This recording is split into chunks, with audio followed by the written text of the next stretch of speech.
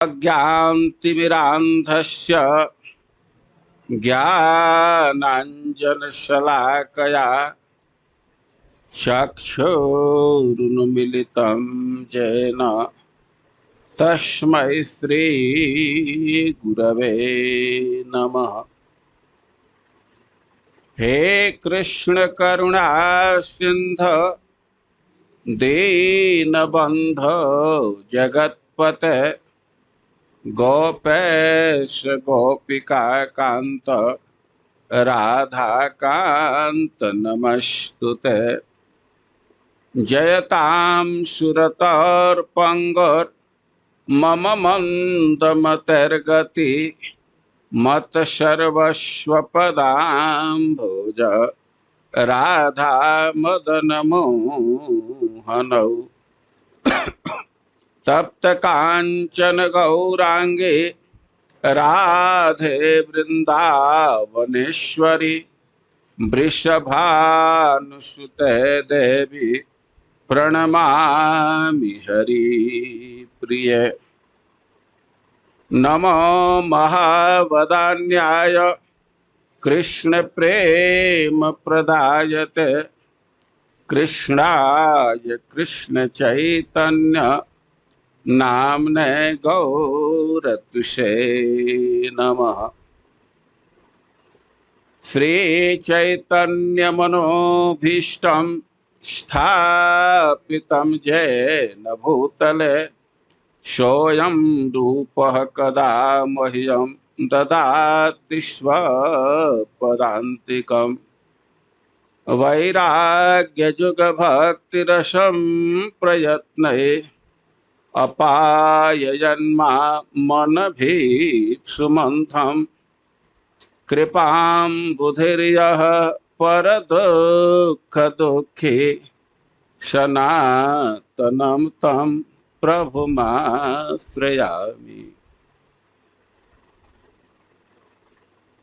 वाञ्छाकल्पतरुभ्यश्च कृपा सिन्धुभ्यैव च पतितानां पावनेभ्यो वैष्णवेभ्यो नमो नमः। जय श्री कृष्ण चैतन्य प्रभो नित्यानंद श्री अद्वैत गदाधर श्रीवासादि गौर भक्त वृंद। हरे कृष्णा कृष्ण कृष्ण हरे हरे हरे राम राम राम हरे हरे। आर्तैकशरणं कृष्णं आर्तान् व्रजजनांश्च तं चार्ताश्वासकं भक्तं वन्देत्यार्तदुराशया। हम लोग कल मथुरा की स्थिति सुन रहे थे। भगवान ब्रजवासियों के विरह से अवगत है, उनके दुख से अवगत हैं और उनको ऐसा लग रहा है कि हम जो वचन दिए हैं तो उसके अनुरूप व्यवहार नहीं कर रहे। बहुत चिंतित हैं और तब तक उद्धव जी वहां आ गए मथुरा में। और उद्धव को देख करके उनके मन में विचार आ रहा है कि उद्धव बहुत उपयुक्त व्यक्ति है, ये संदेश देने में सक्षम है। तो उद्धव जी के गुणों का वर्णन हम लोग सुने तो अब कह रहे हैं कि तमाह भगवान पृष्ठम भक्त में कांतिनम क्वचित गृहीत्वा पाणिना पाणिम प्रपन्नार्ति हरो हरि। उसी उद्धव से भगवान कह रहे हैं। उद्धव जी के विषय में कह रहे हैं कि पृष्ठम।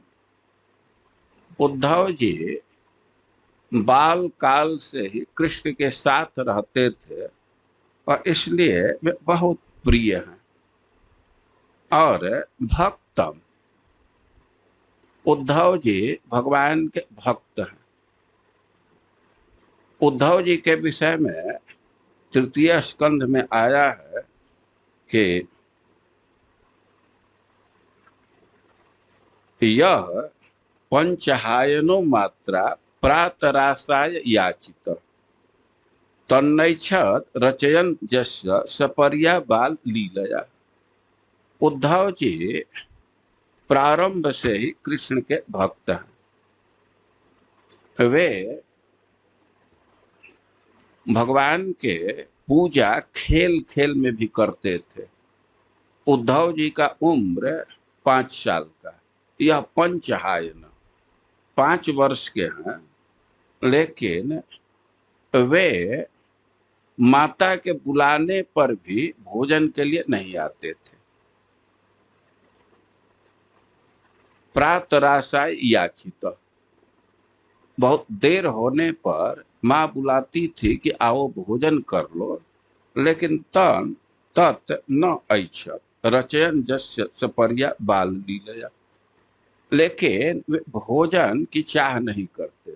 उसका कारण था कि वे खेल खेल में ही भगवान की पूजा करते थे।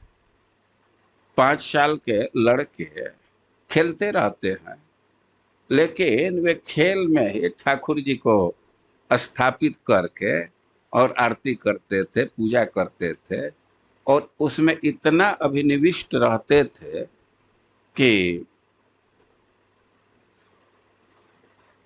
बुलाने पर भी भोजन की इच्छा नहीं करते थे। और उनके विषय में कह रहे हैं कि भक्त में कांतिनम क्वचित। वे भक्त हैं, लेकिन साधारण भक्त नहीं है, एकांतिनम। एकांती भक्त किसको कहते हैं? और विहाय पितृ देवादीन परिनिष्ठा गतो हरऊ तद गाढ़ प्रेमा विपूर्णो एकांती निगद्यते। वैसे श्रीमद् भागवतम से एकांतिक भक्त की परिभाषा करेंगे तो गजेंद्र जी कह रहे हैं एकांतिनो जस्य न कश्चनार्थ वांछन। एकांतिक भक्त का अर्थ है कि किसी प्रकार के इंद्रिय भोग की इच्छा नहीं करते। सुंदर परिभाषा दी गई है, विहाय पितृ देवादि। जो पितर और देवताओं को भी छोड़ करके परिनिष्ठा गतौ हरौ, जो भगवान में ही परिनिष्ठ है और तदगाढ़ प्रेमा भी पूर्ण है और भगवान के गाढ़ प्रेम से पूर्ण है, तो एकांती निगद्यते। ऐसे भक्त को एकांती कहते हैं। और उद्धव जी के विषय में कह रहे हैं कि एकांतिनम और क्वचित गृहीत्वा पाणिना पाणी प्रपन्नार्थी हरो हरि। क्वचित, एक समय की बात है, किस स्थान पर और कहाँ इसको स्पष्ट उल्लेख नहीं है, संकेत है क्वचित। गृहीत्वा पाणिना पाणी प्रपन्नार्थी हरो हरि।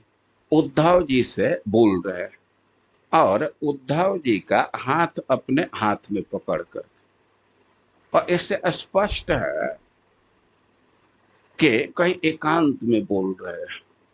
और वे क्या उद्धव जी से बोल रहे हैं, क्या कारण पड़ गई, तो उस विषय में कह रहे हैं कि प्रपन्नार्थी हरो हरि। भगवान का स्वभाव है कि जो उनके शरणागति को स्वीकार किया है, जो उन पर आश्रित है, और उसके आरती हर, वे उसके दुख का हरण करने वाले। वैसे तो उनका स्वरूप है परम मनोहर है, लेकिन जो उनका आश्रय लिया है तो उसका आरती हर, दुख हरण करने वाले। तो जो प्रपन्न है, और यहाँ तक कि शक्रदेव प्रपन्नाय तवास्मि इति याचते, भगवान को शरणापन्न हो करके और एक बार केवल कह दे कि हे नाथ मैं आपका हूं, तो अभयम सर्वदा तस्मै ददामि इति व्रतम मम, कि एक बार वो कहा कि मैं आपका हूं और सदा सर्वदा के लिए उसको अभय प्रदान कर देते।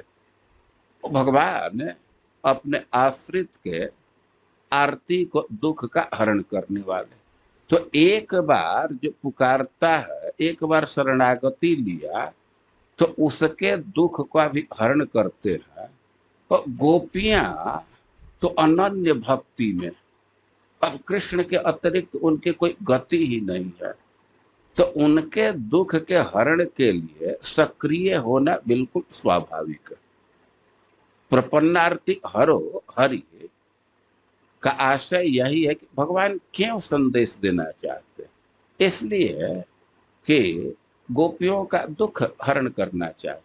उनके स्वभाव में है, उनका व्रत है कि जो एक बार भी शरणागति लेकर के बोल दिया, एक बार भी बोल दिया हे नाथ मैं आपका हूं, तो उसको अभय दान देते हैं। और इसमें बहुत महत्वपूर्ण शब्द है क्वचित। एक स्थान पर किसी समय, अब कुछ लोग पूछते हैं कि कोई लीला है, वो कौन समय है। और देखिए यहाँ तो श्रीमद् भागवतम में तो क्वचित कह दिए, लेकिन जो कवि लोग हैं और इसका विस्तार किए हैं, इसकी व्याख्या किए हैं। और ऐसा कहा जाता है कि भगवान उद्धव जी के साथ वो स्नान करने गए थे, जमुना नहीं, जमुना जी के किनारे गए थे। उद्धव और कृष्ण प्रायः साथ रहते थे। और एक दिन वो जमुना जी के तट पर गए थे और भगवान आचमन करने के लिए, ये स्नान करने के लिए जमुना जी में प्रवेश किए। तो कह रहे हैं कि नहाता जमुना में जल जात एक देखो जात, जाको अध उरध अधिक मुरझायो है। और जमुना जी में प्रवेश किए थे और तब तक उनके पैर से एक कमल का पुष्प टकरा गया। तो कह रहे हैं कि वह थोड़ा विचित्र कमल दिख रहा था। क्या विचित्रता थी कि औधा उध उरध अधिक मुरझाए हो। यद्यपि वो पानी में जा रहा था, लेकिन उसका अधा मतलब नीचे का भाग और उरध मतलब ऊपर का भाग, वो अधिक झुलसा हुआ था, मुरझाया हुआ था। तो उधर अब विशेष रूप से ध्यान गया तो कहे रत्नाकर उमही गही श्यामताही, वास वासना सुनने को नासिका लगायो है। अब उनका आकर्षण हुआ, कुछ गंध आ ही रहा था, तो अच्छा से सूंघने के लिए उसको नाक के नजदीक लाए।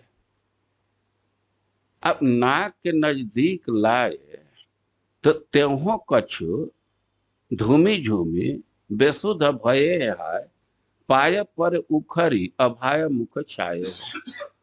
अब ज्यों ही उस कमल को सूंघे तो उसका विचित्र प्रभाव आ गया। पायों पर उखरी, अब तो उनका पैर रखने में भी कठिनाई होने लगी और मुख की कांति उड़ गई, मुंह फीका हो गया। पाए घर द्वक में जगाई लाई उधो तीर, राधा नाम कीरज वो औचक सुनाए हो। अब कृष्ण ऐसे बेसुध हो गए कि कुछ देर तक तो वहीं अचेत पड़े रहे। कह रहे हैं कि पायो घड़ी द्वैक में अब 2 घड़ी तक अचेत रहे और मूर्छा भंग कैसे हुआ, कैसे चेतना को प्राप्त किए कि राधा नाम कीरज वो औचक सुनाए हो। अब उसी समय कोई सूगा तोता राधा नाम सुनाए तो राधा नाम सुन करके उनके मूर्छा भंग हुई। वो कमल की क्या विशेषता थी? देखिए, अंग्रेजी का एक कवि लिखा है कि lunatic poet lover are same. कवि, पागल और प्रेमी एक जैसे होते हैं। तो साधारण प्रेमी भी पागल हो जाता है। अब ब्रज के गोपियों के तो प्रेम की कल्पना करना ही कठिन है। तो ऐसा बहुत प्रसिद्ध बात है कि गोपियां कृष्ण को पत्र भेजती थी। कई एक भक्तों ने गाया है कि बादल से संदेश भेजती थी, मेरे ले ले जा संदेशवा बिरन बादरा। तो जमुना जी में पत्र लिख करके डाल दिए कमल पर ही। अब जमुना जी तो वृंदावन से मथुरा बह करके जाती है ना, अभी बहुत संभावना है कि शायद मिल जाए पत्र। अब वो कितना रोज पत्र डालती होंगी, क्या करती होंगी, लेकिन वो जो कमल मिला तो कमल पर पत्र भी था, राधा रानी के हैंड राइटिंग थी, कुछ संदेश था। और उस कमल की विशेषता है कि अध उरध अधिक मुरझाए हो।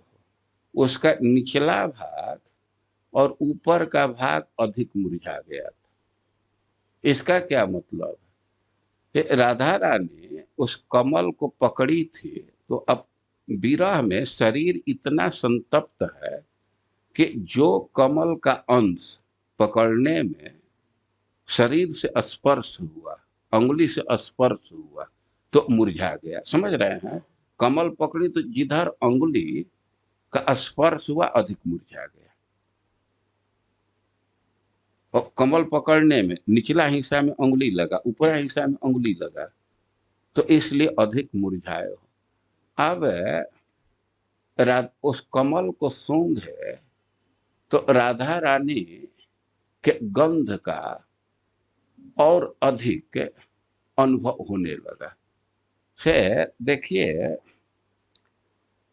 ये गंध का स्वभाव है कि जहां टच होगा तो उधर भी गंध चला जाता है। आप हाथ से फूल उठाइए तो आपके हाथ में भी गंध आ जाता है, देखते हैं ना।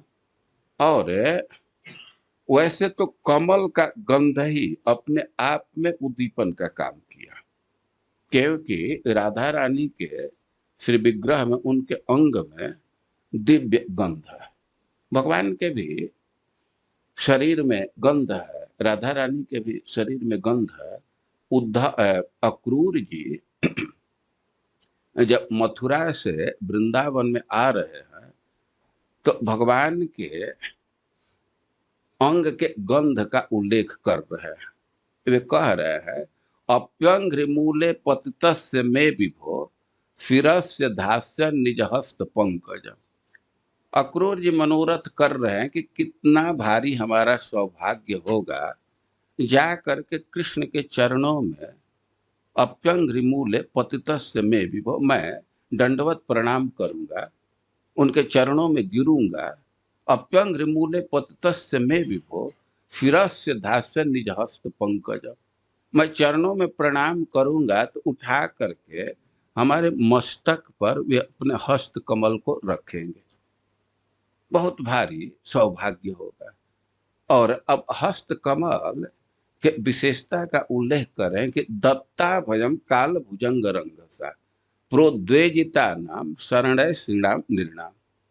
यानी कि काल रूप सर्प से जो लोग भयभीत हैं, भाग रहे हैं, कहीं शरण नहीं मिल रहा है, कोई शरण खोज रहे हैं, तो ऐसे भयभीत व्यक्ति को जो दत्ता भयम, अभय दान देने वाला है।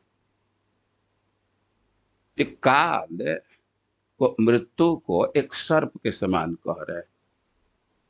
बहुत सारे लोग गांव के बैकग्राउंड से होंगे तो गांव में प्रसिद्धि है कि कोई सर्प पर आघात कर दिए, वो क्रोध में हो गया तो पीछा करता है। अब इतना तमोगुणी है कि व्यक्ति वृक्ष पर भी चढ़ता है फिर भी वो नहीं छोड़ता है, पानी में कूदता है फिर भी वो पानी में कूद जाता है, वो पीछा नहीं छोड़ता। तो उसी तरह मृत्यु म्याल भीतः पलायन सर्वान लोका निर्भयम नाद्य गच्छत। तो जैसे व्यक्ति सांप से भयभीत होता है तो वही स्थिति है मृत्यु से भयभीत है। मर्त्यो मृत्यु व्याल भीतम पलायन, और इतना भयभीत है, भाग रहा है सर्वलोक का, लेकिन आज तक उसको शरण की प्राप्ति नहीं हुई, कोई रक्षक नहीं मिला। लेकिन यदृच्छया कदाचित भगवान के शरण को स्वीकार कर ले तो मृत्यु रस्मात अपैति, अब मृत्यु ही दूर भागने लगती। सांप आपका पीछा कर रहा है लेकिन कहीं आग दिख गया, पानी में तो कूद जाएगा, वृक्ष पर चढ़ जाएगा, लेकिन आग दिख गया तो लौट जाएगा। और उसी तरह मृत्यु रस्मात अपैति को अक्रूर जी कह रहे हैं कि दत्ता भयम। फिर उससे हस्त कमल का चिंतन कर रहे हैं, विभावना कर रहे हैं, तो कह रहे हैं कि समर्हणम यत्र निधाय कौशिक बलिष्ठ तथा चाप जगत त्रैन्द्रताम यदवा विहारे ब्रज जोशिताम श्रमम स्पर्शे न सौगंधिक गंध अपानुदत। अब कह रहे हैं कि वही हस्त कमल हमारे मस्तक पर रखेंगे और जिसमें थोड़ा सा भेंट अर्पित करने से बलि महाराज ने, हाँ बलि महाराज थोड़ा सा संकल्प का जल अर्पित किए, तो समर्हणम यत्र निधाय कौशिक बलिष्ठ तथा चाप जगत त्रेन्द्रता, तो थोड़ा सा जल, संकल्प का जल अर्पित करने का परिणाम हुआ कि उनको इंद्र पद मिल गया। क्या आशय है कि बलि महाराज के तो अभी तो स्वर्ग छीन करके वापस दे दिया गया इंद्र को, लेकिन अगले मनवंतर में उनको स्वर्ग पद रिजर्व हो गया। ये कैसा हो गया? तो कह रहे हैं कि समर्हणम यत्र निधाय कौशिक, थोड़ा सा जल भेंट करने का यह फल हुआ। तो इतना उदार हाथ है, और उस हाथ की एक विशेषता और बतला रहे हैं कि यदवा विहारे ब्रजोसिता श्रमम स्पर्शे न सौगंधिक गंध अपानुदत, और वह हाथ जो गोपियों के श्रम को दूर किया। जब गोपियां रास नृत्य में थक गई तो भगवान अपने उत्तरीय से उनको हवा दिए और उनके कपोल पर श्वेत बिंदु जो आया था, गाल पर जो पसीने के बिंदु निकले थे, तो अपने हाथों से उसका मार्जन किए। सौगंधिक गंध अपानुदत, और कह रहे हैं कि उनके हाथों में सौगंधिक कमल का गंध है। तो स्वाभाविक ही गंध है, लेकिन कुछ रसिक भक्तों का मानना है कि जब रास में थकी हुई गोपियों का कपोल का मार्जन कर रहे थे, उनका पसीना पोंछ रहे थे, तो राधा रानी के पसीना का मार्जन किए तो भगवान के हाथ में अधिक गंध हो गया। राधा रानी के अंग के स्पर्श से भगवान के हाथ में गंध आ गया। तो इसी अंश को हाईलाइट अक्रूर जी कह रहे हैं कि स्पर्शे न सौगंधिक गंध अपानुद, स्पर्शे न सौगंधिक गंधी। राधा रानी के कपोल का स्पर्श करने से भगवान के हाथ में गंध आ गया। जो हो, हम यह कह रहे हैं कि राधा रानी के अंग में कमल का गंध है, और कमल का स्पर्श की तो डायरेक्ट गंध आ गया था। तो वासव वासनासो ने को नासिका लगायो, अब इतना आकर्षण हो रहा था कि थोड़ा सा नाक के नजदीक ले गए, तेहे कछु धूमी झूमी बेसुध भाई भाई हाय पाए पर उखरी अभाय मुख छाए। अब तो उनकी स्थिति ही बदल गई, मुंह फीका हो गया, वे मूर्छित होने लगे, अपने को स्थिर नहीं रख पाए। वे जल से निकल रहे हैं और उद्धव तो वहीं तट पर बैठे हैं, देख रहे हैं कि कृष्ण का ये पांव स्थिर नहीं है। और उद्धव जी को बड़ा आश्चर्य हुआ कि ये क्या हो गया। तो पूछने लगे कि अरे क्या हो गया, अभी तो गया था पानी में, तो क्या हो गया, ये स्थिति क्यों हो गई। भगवान तो कह रहे थे नहीं कुछ नहीं, ऐसे ही, कुछ नहीं, कोई विशेष बात नहीं है। लेकिन उद्धव जी कहने कि नहीं कुछ तो बात होगी, आखिर ऐसे क्यों हुआ, बहुत आग्रह करने लगे। तो भगवान के मित्र हैं, कहे कि ब्रज की गोपियों की स्मृति आ गई। अब तो उद्धव अब अपना फिलॉसफी देने लगे। अरे यार पुरुष हो ना, अरे किसके जीवन में इश्क नहीं होता है, लेकिन इतना अधीर हो जा रहे हो। अरे कुछ तो धैर्य रखना चाहिए, राम राम। अब तो भगवान को तो उद्धव जी का सिलेक्ट किए ही थे ब्रज में भेजने के लिए, लेकिन कहे कि जा इस स्वर्ग से पढ़ करके आया, न्याय तो पढ़ लिया, लेकिन अभी प्रेम तत्व का इसको ज्ञान नहीं है, इसको नहीं पता है कि कृष्णाकर्षणी चसा, ये प्रेम तत्व कृष्ण को भी बस में करने वाला है, इसको इसको ज्ञान नहीं है, तभी इतना भाषण कर रहा है। और उद्धव जी ने भगवान संकल्प किए कि इतना प्रतिभाशाली है, और प्रतिभा के विषय में कल तो मैं अंदाज से ही कह दिया था, प्रद्युम्न प्रभु प्रश्न किए थे, लेकिन आज मैं ग्रंथ में पूछा, ग्रंथ में पढ़ा कि स्वर्ग से ही ऑफर था, इनके प्रतिभा को देख करके बृहस्पति जी ही बुला करके इनको पढ़ाए थे। तो भगवान भी विचार करने लगे कि इतना प्रतिभाशाली है, तो प्रेम तत्व जो कृष्ण को बस में करने वाला है, तो इसकी भी शिक्षा इसको होनी चाहिए। अब इस तत्व की शिक्षा देनी है तो अच्छा होगा कि इस विषय के जो सबसे बड़े प्रोफेसर है उन्हीं के पास भेज दिया जाए।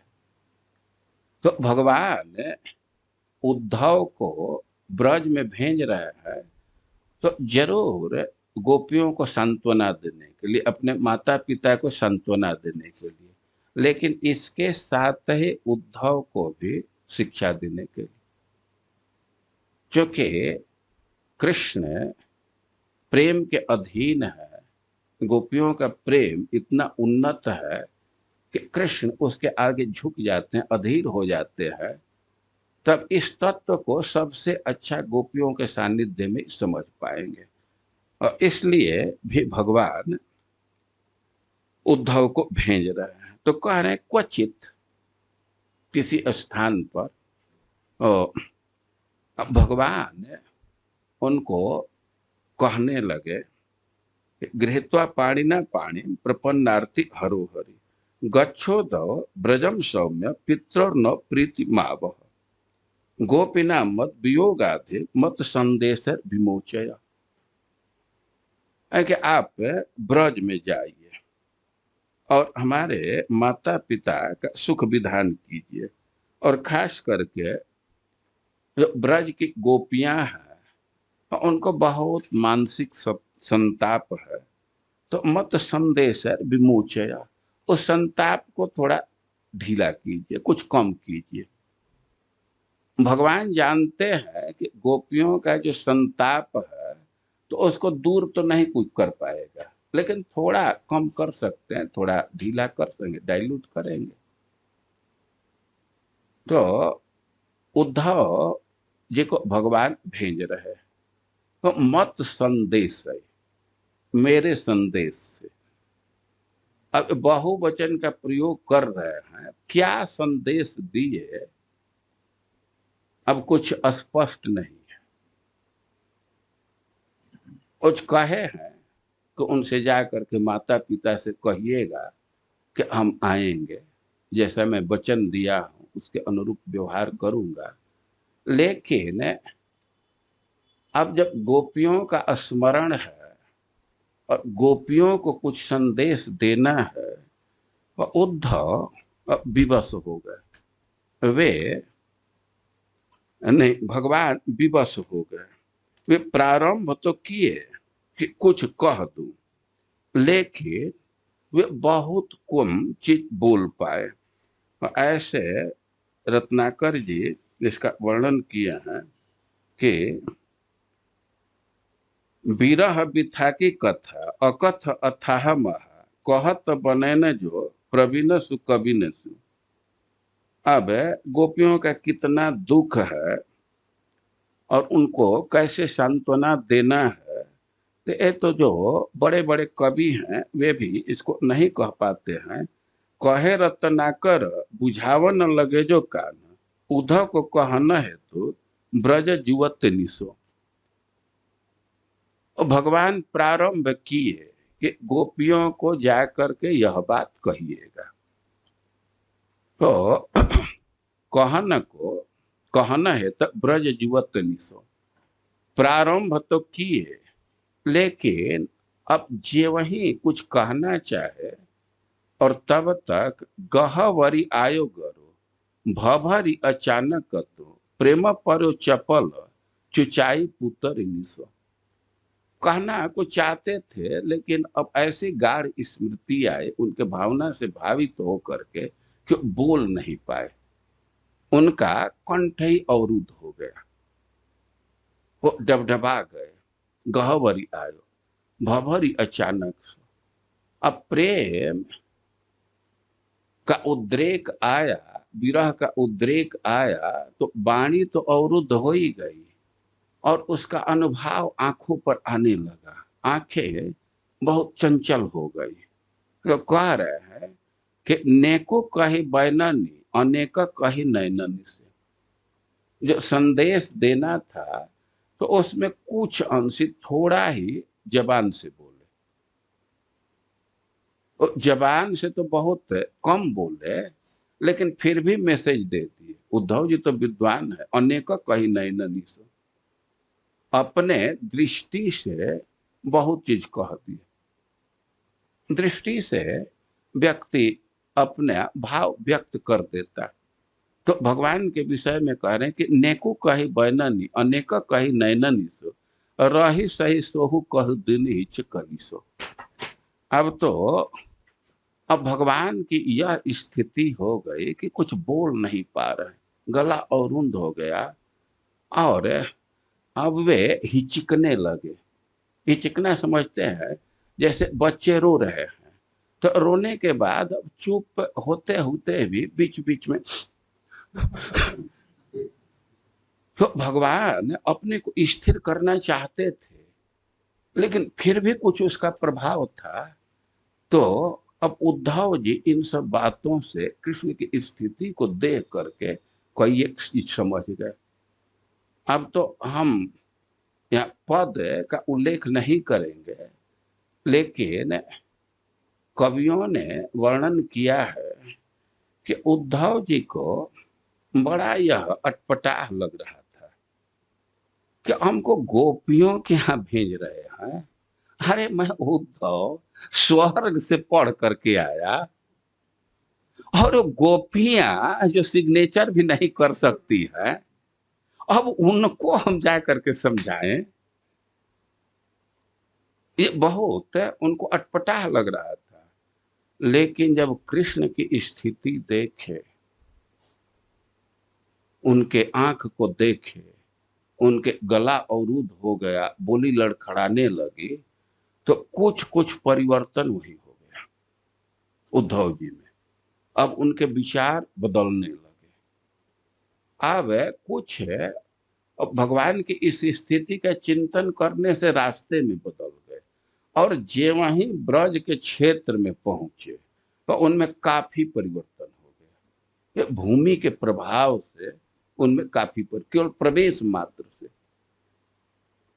तो भगवान क्वचित एक समय अब संदेश दे रहे, कह रहे हैं, गच्छोधव ब्रजम सौम्य पितर न प्रीतिमावह, है कि हे उद्धव, ब्रज में जाओ और हमारे माता पिता को कुछ प्रीति विधान करो। गोपीना मद वियोगाधि मत संदेश विमोचय, और गोपियां जो हमारे वियोग से संतप्त है, अब उनको कोई अनुसंधान ही नहीं है, और उनके विरह ताप को कुछ कम करो। भगवान एकादश स्कंद में कहे हैं कि गोपियों की यह स्थिति है कि वियोग आदि, अब इतना यह रोग बढ़ा हुआ है वियोग का कि उनको कुछ बाहरी अनुसंधान नहीं है। कभी कभी जिसको बहुत बुखार चढ़ जाता है तो भोजन पानी उसको अच्छा नहीं लगता है, तो वैसे मद वियोग आदि वो बहुत भारी संताप है। तो भगवान कह रहे हैं कि ता मन मनस का मत प्राणा मदर्थे त्यक्त दैहिका। गोपियों की स्थिति का वर्णन कर रहे हैं कि मन मनस का, उनका मन मुझ में भी है, मुझ में ही है, और मत प्राण, उनका प्राण मुझ में है, मदर्थे त्यक्त दैहिका, और हमारे लिए वे सारे दैहिक सुविधा का त्याग कर दिए। वैसे ऐसा श्लोक है कि कई एक ढंग से अर्थ किया गया है। एक अर्थ यह भी है कि ता मन मनस का, हमारा मन उन्हीं में है, हमारा प्राण उन्हीं में है। तो जो यहाँ हम लोग अर्थ लेंगे कि मन मनस का, उनका मन मुझ में है। और एक अर्थ यह भी है कि मनसा का, जो मन का सुख है वह मुझ में है, और मत प्राणा मदर्थे त्यक्त दैहिका, अब हमारे लिए वे सब दैहिक का त्याग कर दे। दैहिक का अर्थ है भूख प्यास या शरीर से खाना पीना, ओढ़ना बिछाना, ये सब दैहिक क्रिया है, तो इसका त्याग कर दिया। और मामे व दैतम पृष्ठम आत्मानम मनसा गता, मैं उनका आत्मा हूँ, प्रिय हूँ, और मन से हम में ही वे पहुंच गई है। तो ये त्यक्त लोक धर्माश मदर्थेता विभर्म्यम, और कह रहे हैं कि जो लोक धर्म का त्याग करता है हमारे लिए, तो मैं उसका भरण पोषण करता हूँ। तो मई ता प्रियसम पृष्ठे दूरस्थे गोकुल स्त्रिय स्मरंतोंग विमुह्यंती विरहोत्कंठ बिहवला, जो रात दिन तो वे हमारा ही स्मरण करती हैं, और स्मरण करके बिल्कुल मूर्छित जैसी हो जाती है, उनकी गति रुक जाती है। और धारयंत्यति कृच्छ्रेण, भगवान कह रहे हैं कि बहुत कठिनाई से अपने प्राण को धारण कर रही। प्राण धारण करना बहुत कठिन है, मर जाना बिल्कुल आसान है, लेकिन वे बहुत कठिनाई से प्राण को धारण कर रही हैं। भाई क्यों प्राण को कैसे धारण कर रही हैं? तो प्रत्यागमन संदेश बलव्यो में मदात्मिका, कह रहे हैं कि एक ही उनको प्राण धारण करने का आश्रय है, मत संदेश है। मैं आते समय कहा था कि आयास से मैं आऊंगा, तो इसी के बल से, इसी के विश्वास से अपने वे प्राण को धारण की है, नहीं तो अब तक तो वे प्राण त्याग कर दी होती। अरे एक प्रश्न होगा, क्या संबंध है उनसे आपका? संदेश दे रहा है तो कह रहे हैं कि बलव्य में मदात्मिका, वे हमारे ही स्वरूप है, और वे हमारी पत्नी है बलव्य। अरे विवाह तो उनका दूसरे के साथ हुआ, आपकी पत्नी कैसे हो गई? तो आशय यह है कि जरूर विवाह दूसरे के साथ हुआ, लेकिन उनका पति कभी भी उनका स्पर्श नहीं किया। ये ब्रज की गोपियों की स्थिति है कि विवाह तो जरूर हुआ है, पतियों को यह भावना भी है कि हम पति हैं, लेकिन कभी ऐसा अवसर नहीं है कि गोपियों का स्पर्श वे किए। और बलव्य कई एक अर्थ है, वे बल्लवी की, बल्लवी हैं, बल्लभों की, गोपों की पत्नी है। यह बलव्य मतलब सीधे हमारी पत्नी। और कह रहे हैं कि मदात्मिका, वे हमारे ही स्वरूप हैं, या उनका आत्मा मुझ में ही है, इसीलिए वे अपने प्राण को धारण की हैं, उनके बस में प्राण है ही नहीं है। इत्युक्त उद्धवो राजन संदेशम भर्तुरादृत आदाय रथमारुह्य प्रयो नंद गोकुलम। यानी कि इस प्रकार भगवान जब बोले तो उस संदेश को ग्रहण करके, और भर्तृ रादृत, कृष्ण स्वामी हैं, यद्यपि कृष्ण उनको अपना प्रिय सखा मानते हैं, सख्य का व्यवहार है, लेकिन फिर भी जैसा आप पहले सुने कि पृष्ठम भक्तम एकांतिनम क्वचित, उद्धव जी कृष्ण को स्वामी ही मानते, उनका प्रसाद ग्रहण करते हैं, उनका उच्छिष्ट खाते हैं, पहनते हैं, सब कुछ। वो कह रहे हैं कि भगवान जो संदेश दिए और उसको शिरोधार्य किए, और आदाय रथमारूह्य प्रयो नंद गोकुलम, और रथ पर चढ़ करके वे नंद गांव में गए, गोकुल में गए। और अब किस समय वे ब्रज में पहुंचे, इसको बतला रहे हैं कि प्राप्तो नंद ब्रजम श्रीमान निम्लोचति विभावसौ छन्नयान प्रविशता पशूनाम खुर रेणुपि। उद्धव जी संध्या के समय ब्रज में पहुंचे। ब्रज के विशेषण देते हैं कि श्रीमान, ब्रज बड़ा संपदा से युक्त था, और निम्लोचति विभावसौ, सूर्यास्त हो रहा था। अब सूर्यास्त हो रहा था तो गाय वन से गोष्ठ में आ रही थी, तो कह रहे हैं कि छन्न याना प्रविशता पशुनाम कुर रेणु भी, झुंड के झुंड गाय आ रही हैं, तो इतना धूल उड़ रहा था कि अक्रूर जी का रथ ढक गया था, कोई उसको देखा नहीं। तो अब अक्रूर जी ब्रज में संध्या के समय प्रवेश कर रहे, और जब संध्या को प्रवेश कर रहे हैं तो ब्रज का भी दर्शन कर रहे हैं, तो उसका वर्णन कर रहे हैं। वासितार्थे भी युद्धद भी नादितम सुस्म वृषय धावंती भिश्च वास्त्रा भी उधो भारे सुवत्सका।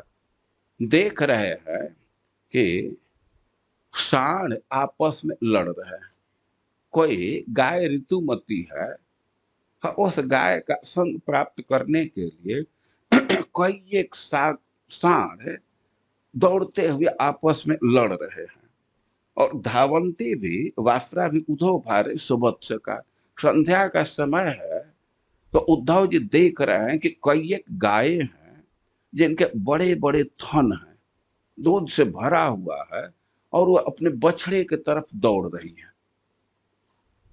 यह स्वाभाविक है, गाय दिन भर घास चरती है, और संध्या के समय दूध पिलाने के लिए अपने बछड़े को दौड़ती है। इतस्ततो विलंगत भी गोवत्सर मंडितम से तय गोदोहा भी गोदोह शब्दा भी बेड़ी नाम निस्वने न च। और कह रहे हैं कि कुछ बछड़े गायों का दूध पी लिया है, तो दूध पीने के बाद सफेद सफेद बछड़े इधर उधर दौड़ रहे हैं। बछड़ा जब दूध पीते हैं तो उनको इतनी प्रसन्नता होती है, थोड़ा सा छोड़ दीजिए, खूब दौड़ते हैं। तो उद्धव जी ब्रज में प्रवेश कर रहे हैं तो देख रहे हैं कि सब बछड़े दौड़ रहे हैं। गो दोहा शब्दाभिरवम बेणुना निस्वनी न च। और ब्रज में देख रहे हैं कि सुन रहे हैं कि गो दोहन का शब्द आ रहा है। गो दोहन का शब्द का अर्थ है कि तो गाय दुही जा रही है, तो घर घर घर घर घर घर ये आवाज आ रहा है। यह गाय दोहन हो रहा है तो गोपों का आवाज रहा है, बछड़ा खोलो, अरे अभी मत छोड़ना, अभी वहीं पकड़े रहो। अरे ये बर्तन भर गया, दूसरा बर्तन लाओ। ये जो गोपों के साथ रहे होंगे तो ये सब होता है। तो कह रहे हैं कि ऐसे आवाज सुनाई दे रहा था, और कितने जो गोप हैं आनंद में है, तो बंसी बजा रहे थे। निस्वनीन वेणु नाम निस्वनीन च गायंती भी कर्माणि शुभानि बल कृष्ण जो सोलंकृता भी गोपी भी गोपश्च सुविराजित। और देख रहे हैं कि गोपियां गीत गा रही हैं। गायंती भी कर्माणि शुभानि बल कृष्ण जो कृष्ण और बलराम के लीला का गान कर रही हैं। और खूब अच्छा कपड़ा पहनी है, अपना अलंकार धारण की है। और गोप लोग भी ऐसे ही गान कर रहे हैं। तो इन लोगों से जो शोभित ब्रज है उसका दर्शन किए। और भी देख रहे हैं कि जो ब्रजवासी हैं वो सब अग्नि की पूजा कर रहे हैं। और अग्नि, अर्क, सूर्य की पूजा कर रहे हैं, अतिथि की पूजा कर रहे हैं, गाय की पूजा कर रहे हैं, विप्र की पूजा कर रहे हैं, पितर की पूजा कर रहे हैं, देवता की अर्चना कर रहे हैं। धूप दीपेश माल्यश गोपावास मनोरमा। और इसके लिए अब पूजा के क्रम में कई एक जगह ये ये सौरभ, मतलब धुआं निकल रहा है, गंध निकल रहा है, माला है।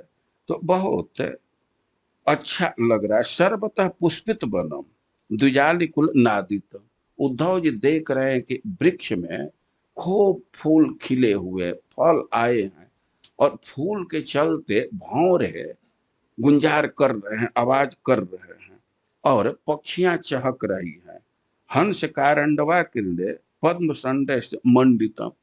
और जो सरोवर है तो उसमें हंस चक्रवाक बैठे हुए तट पर, और खूब सुंदर कमल खिला हुआ है। तो ऐसे ब्रज का दर्शन करते हुए प्रवेश कर रहे हैं। उनको बहुत लोग नहीं देख पाए। उसका कारण था कि उनका रथ वो धूल से ढका हुआ था। अब इतना धूल उड़ा था कि बीच में रथ जा रहा है, कोई देखा नहीं। गोपियां संध्या के समय उनको नहीं देख पाई। तो उद्धव जी ब्रज में प्रवेश कर रहे हैं तो देख रहे हैं कि सुविराजित, बहुत सुंदर है ब्रज। अब एक यहाँ प्रश्न उठेगा कि उद्धव जी ब्रज को सुंदर कैसे देख रहे हैं। ब्रज की स्थिति तो है कि कृष्ण के विरह में सब जल रहे हैं। जमुना झुरात दाढ़ पात मुरझात, ये विरन बदरा।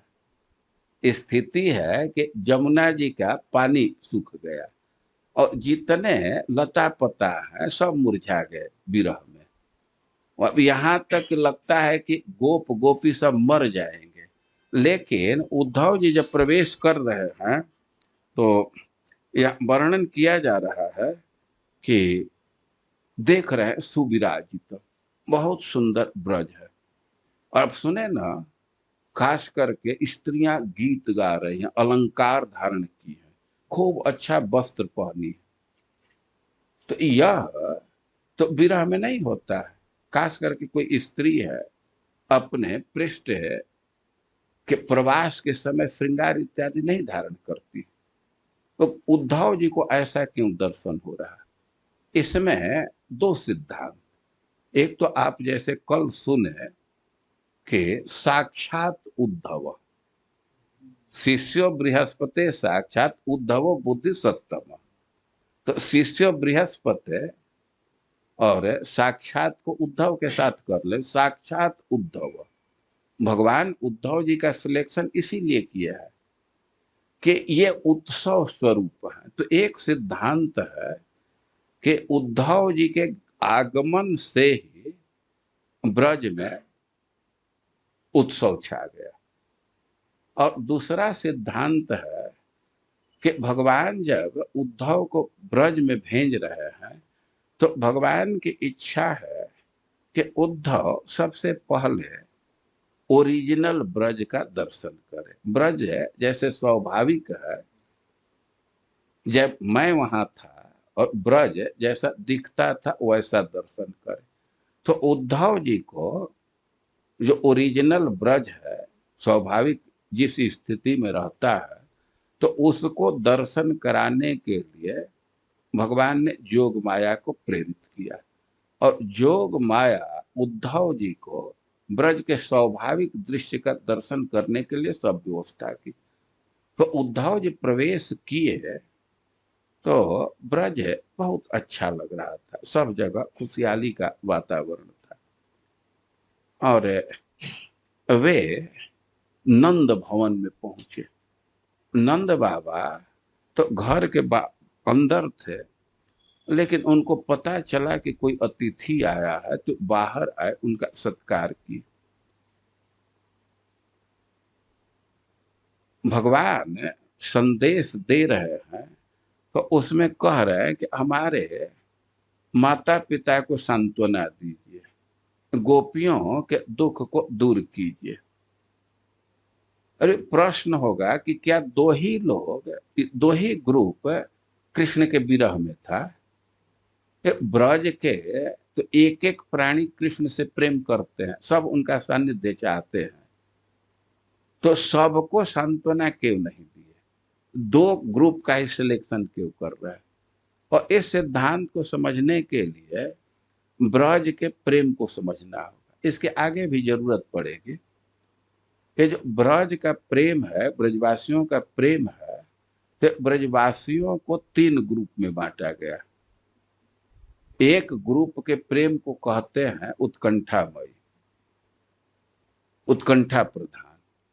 और कुछ ग्रुप है, कुछ लोग हैं कि उसके प्रेम को कहते हैं विश्रम्भ प्रधान। और एक ग्रुप है और उसके प्रेम को विवेक शून्य कहते हैं। और बहुत सारे गाय बछड़े या गोप बालक भी थे, तो उनका विवेक शून्य प्रेम है। उनको यह पता नहीं है कि कृष्ण दूर चला गया। अरे इधर भी रहता है, कभी छिप करके रहता है, तो उनको यही है कि यही है। तो उनको कोई उतनी विरह व्यथा नहीं है। और एक विश्रम्भ प्रधान, और विश्रम्भ प्रधान का अर्थ है कि भगवान कहें कि आयास से मैं आऊंगा, तो उस पर पूरा विश्वास है। या आप संदेश पढ़ेंगे तो भगवान का वाक्य उद्धव जी बोल रहे हैं कि हमारा सर्वात्मना विरह नहीं है, सब प्रकार से विरह नहीं है। तो भगवान कई एक रूप से ब्रज में आते थे।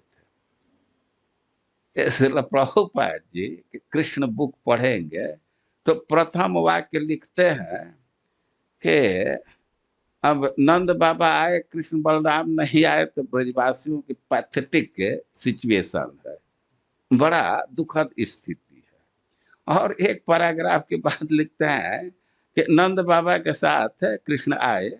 फिर लिखते हैं कि कृष्ण नहीं आए।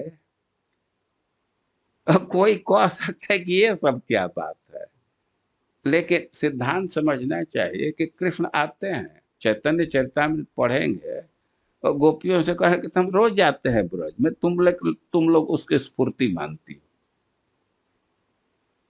ये सपना मानती हो।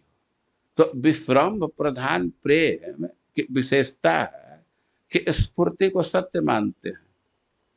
वे उस स्फूर्ति को देखे तो उनको यही भावना है कि तो कृष्ण साथ में आई है। लेकिन जो उत्कंठा प्रधान प्रेम है, तो नित्य उत्कंठा की लालसा। तो यहाँ जो गोपियों की स्थिति का वर्णन सुन रहे हैं कि अलंकार धारण की है, गीत गा रही है, तो इसके पीछे भी कई एक सिद्धांत है। तो उन सब सिद्धांतों पर हम लोग जब समय आएगा, ये तो लगता है कि कल फिर से विचार कर लेंगे।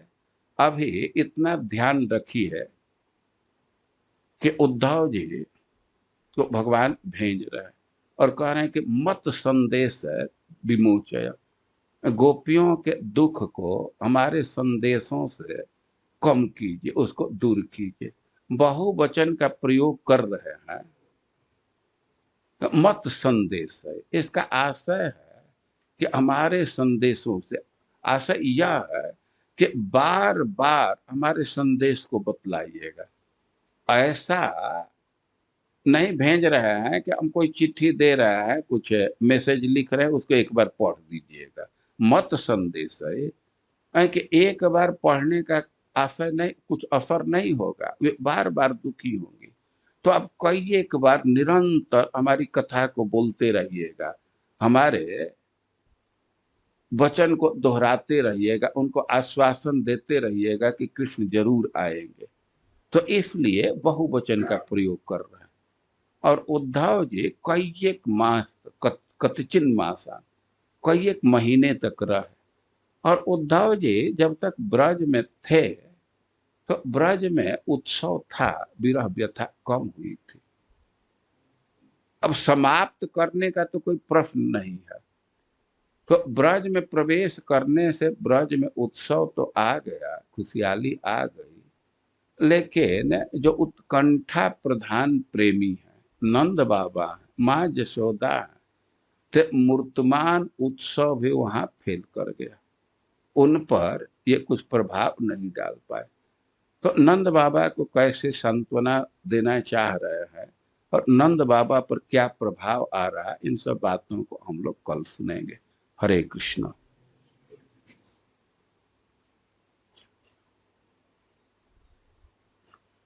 देखिए, हम यह कह रहे हैं कि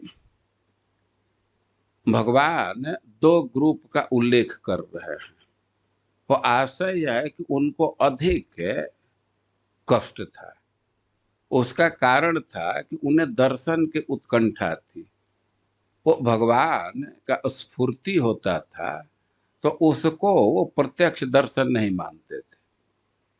लेकिन एक ग्रुप था कि अब भगवान की स्फूर्ति हो रही है, तो उनको ऐसे ही अनुभव होता था कि भगवान हमारे साथ है।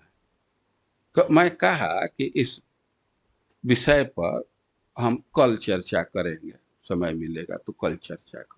तो प्रेम के स्तर में थोड़ा थोड़ा अंतर है, सबका प्रेम एक जैसा ही नहीं। कल उद्धव जी के व्यक्तित्व के विषय में चर्चा थी, तो उसमें चर्चा आए थे कि वृष्णि नाम प्रवर, यह वृष्णिवंशियों में श्रेष्ठ है। आशय यह था कि वृष्णिवंशी अलग अलग एज ग्रुप के हैं, अलग अलग उनका मूड है, लेकिन उद्धव का ऐसा व्यक्तित्व है कि सबको प्रिय है, सब लोग आदर करते हैं।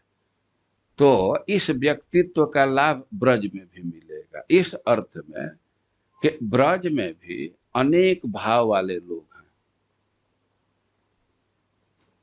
उनका भाव अलग अलग है, लेकिन ये सबको सांत्वना देने में सक्षम होगा। तो ब्रज के जो प्रेमी हैं सब प्रेमी हैं, लेकिन उनके भाव अलग अलग हैं, उनका विश्वास अलग अलग है, तो उसके अनुसार उनका व्यवहार भी अलग अलग है। और खास करके जो उत्कंठा प्रधान प्रेमी है, तो उनको अधिक कष्ट का अनुभव हो रहा है। और जो विश्रम्भ प्रधान व्यक्ति हैं, तो उनको तो विश्वास है कि कृष्ण कहे हैं तो आएंगे। ये कृष्ण को देखे थे, अभी तो हमारे सामने ही वो दिखे थे, तो यही है। तो उनको विश्वास है, इसलिए वे गीत गा रहे हैं। कल वर्णन आएगा कुछ गोपियों का कि गीत गा रही है, तो उस पर सवाल उठाया गया कि कैसे गीत गा रहे हैं, क्यों दही मत रही है। तो हम इस विषय पर कल कुछ चर्चा और करेंगे, इसको स्पष्ट करेंगे।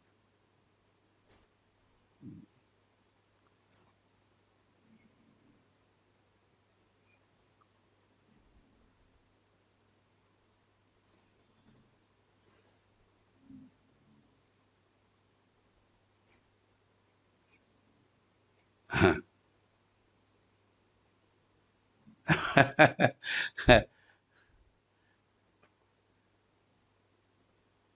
नीति नीति आसी तुम समय क्रीड़ा करे। भगवान कह रहे हैं कि रोज आता हूँ और तुम लोगों के साथ क्रीड़ा भी करता हूँ, लेकिन ताहा तुम्हें मानस स्फूर्ति, तुम लोग तो उसको स्फूर्ति मानती हो। स्फूर्ति मतलब सपना या ऐसे ही कुछ आ गया। भगवान कह रहे हैं कि तुम लोगों के हृदय में प्रेम इतना प्रबल है कि वह 10-20 दिन में एकदम खींच लाएगा, प्रकट आएंगे। तो भगवान के कई एक स्वरूप है। श्रील प्रभुपाद जी भाव स्वरूप, वैभव स्वरूप, प्रकाश स्वरूप, कई एक चीज का चर्चा किए। तो हम लोगों को तब उसका बहुत क्लियर ज्ञान नहीं है, लेकिन चैतन्य चरितामृत में तो यह शब्द है स्फूर्ति। स्फूर्ति मतलब एक झलक ऐसे दिख गया, सपना जैसे आंखों के सामने आ गया। लेकिन अब भगवान आते थे, इतना जरूर है कि प्रकट नहीं आते थे, तभी कह रहे हैं कि प्रकट 10-20 दिन में आ जाऊंगा। और भगवान आते थे, इसका और जगह श्रीमद् भागवतम में प्रमाण है। वे द्वारिका की स्त्रियां, उनकी पत्नियां कहती हैं कि आप कभी कभी मधुबन में चले जाते हैं या हस्तिनापुर में चले जाते हैं, तो हम लोगों का तो एक क्षण करोड़ों युग के समान बीतता है। तो प्रभुपाद जी लिखे हैं कि भाव रूप से भगवान ब्रज में आते थे, भाव रूप से आए। अब भाव का क्या तात्पर्य है, हमको क्लियर धारणा नहीं है। चैतन्य चरितामृत में है कि मैं तो आता हूँ, क्रीड़ा करता हूँ, तुम लोग उसको स्फूर्ति मानती। और इतना तन्मयता हो जाता था कि उनको लगता था कि हाँ हाँ, इसी कुंज में तो छिपा है कृष्ण। और कुछ गोपियां थी या गोप थे, तो उनको यही लगा था कि इसमें छिपा है, थोड़ी देर में निकलेगा। अब छिपा है, यही है, तो अब उतना दुख नहीं होगा ना। वो तो छिपता ही रहता है खेल में, तो आज भी छिपा है, थोड़ी देर में निकलेगा। और इसलिए सबका जो दुख है, विरह है, एक तरह का नहीं था। गोपियों का विरह सबसे अधिक था। और गोपियों में भी विभाग है। कुछ गोपियां उत्कंठा प्रधान प्रेम के स्तर के हैं, और कुछ विश्रम्भ प्रधान।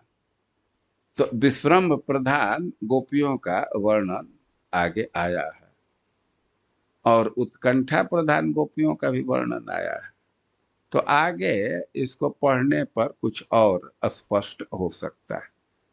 और पूरा पूरा स्पष्ट एक बार में नहीं होता है, कई एक बार सुनते सुनते तब स्पष्ट होता है। ये कोई गणित नहीं है कि एक बार में सोल्व हो जाता है। हरे कृष्ण। जगत गुरु